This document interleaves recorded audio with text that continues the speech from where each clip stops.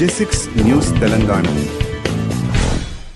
హుజురాబాద్ నుండి ఎన్నికల ప్రచారాన్ని పూర్తి చేసుకొని కరీంనగర్ వెళ్తున్న మార్గమధ్యంలో తిమ్మాపూర్ వద్ద గుర్తు తెలియని వాహనం ఢీకొని అపస్మారక స్థితిలో ఉన్న వ్యక్తిపై మంత్రి పొన్నం ప్రభాకర్ ఔదార్యాన్ని ప్రదర్శించారు.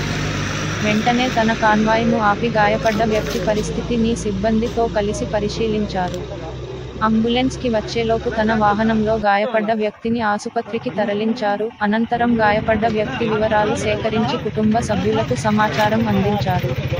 గాయపడ్డ వ్యక్తిని ఆసుపత్రికి తరలించిన తరువాత మంచి వైద్యం అందించాలని డాక్టర్లతో సైతం మంత్రి పొన్నం ప్రభాకర్ మాట్లాడారు.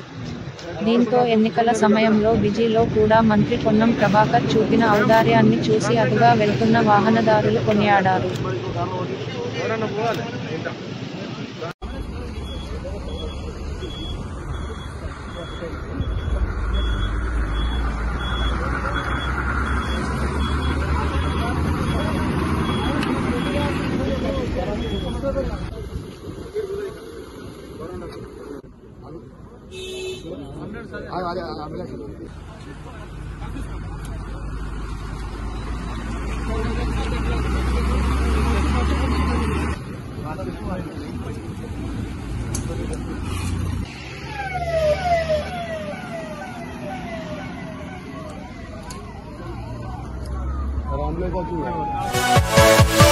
Yeah.